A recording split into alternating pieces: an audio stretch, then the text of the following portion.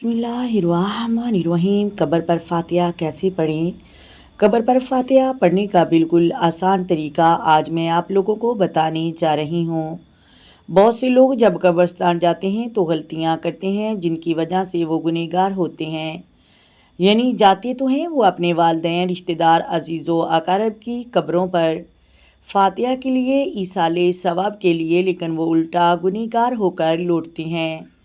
वो कौन सी गलतियां हैं जिनसे हमने बचना है? और मुहर्रमुल एहराम का महीना चल रहा है।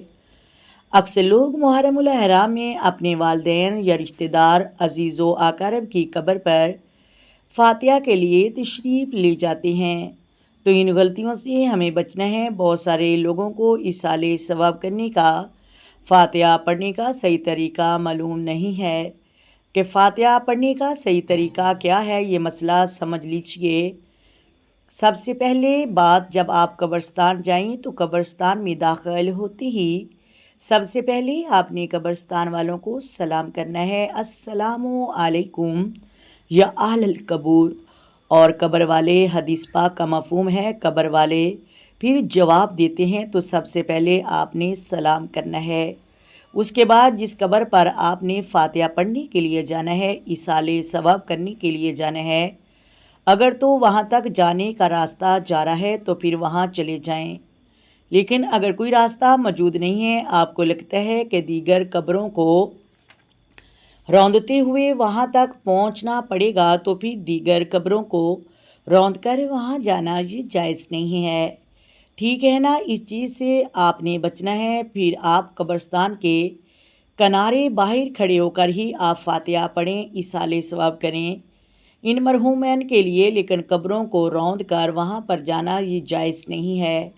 तो कब्रिस्तान में आप जब जाइए तो कब्रों का एहतराम करना चाहिए। हज़ूर नबी करीम की हदीस शरीफ है, आका करीम सल्लल्लाहु अलैहि वसल्लम ने इरशाद फरमाया कि अगर मैं नंगे पाँव अंगारों पर चलूँ या नंगे पाँव तलवारों पर चलूँ या आग का जूता पहनूँ, ये मुझे उससे ज़्यादा पसंद है किसी मुसलमान की कब्र पर पाँव रखूँ। यानी इतनी सख्त वईद आई है किसी मुसलमान की कब्र पर पाँव रखना, वहाँ पर चढ़ना और बैठना, कब्रों को रौंदते हुए वहाँ जाना बिल्कुल जायज़ नहीं है। जिस तरह के लोग करते हैं, मुहर्रमुल एहराम का महीना है तो कब्रों को रौंदते हुए जाना ये बिल्कुल गलत बात है। जब आप कब्रिस्तान जाएं तो पाँव की तरफ से जाएं, यानी सर की जानब से जाना ये दुरुस्त नहीं है।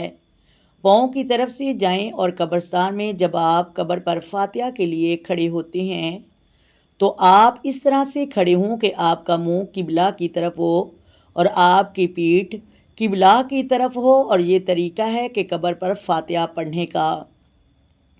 अब फातिहा पढ़ने का सही तरीका क्या है? फातिहा का तरीका ये है कि जब आप कब्र पर गए हैं, जो भी आपने पढ़ना चाह है, दरूद पाक पढ़ लिया, इस तरह कुरान पाक की कोई सूरत पढ़ ली, सूरह यासीन पढ़ ली, उसके बाद उनका सवाब मरहूमैन को इसाले सवाब करें। या फिर यूँ भी करें कि आप सबसे पहले दरूद पाक पढ़ लें, उसके बाद 3 मरतबा सूरत इखलास, 3 मरतबा सूरत फलक, 3 मरतबा सूरत नास पढ़ लें। हदीस पाक में आता है कि 3 मरतबा सूरत इखलास पढ़ना एक कुरान पाक की सवाब के बराबर है।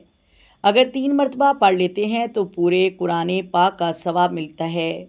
सूरह फातिहा पढ़ लें, अवल आखिर दरूद पाक पढ़ लें, जो कोई आपको सूरतें याद हैं वो पढ़ लें।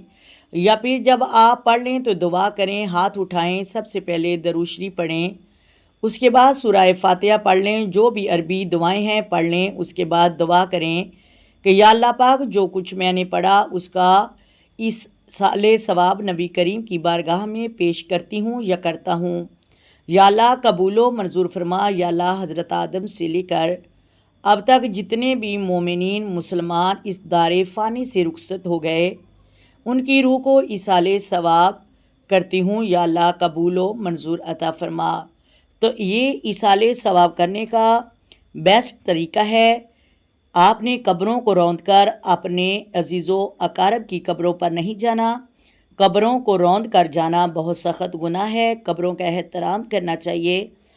اگر ویڈیو اچھی لگے ویڈیو کو لائک کریں، شیئر کریں اور چینل کو سبسکرائب کریں۔ آئیں مل کر آقا دو عالم نور مجسم سرور کائنات صلی اللہ علیہ وآلہ وسلم کی ذات پر درود و سلام کے نذرانے پیش کریں۔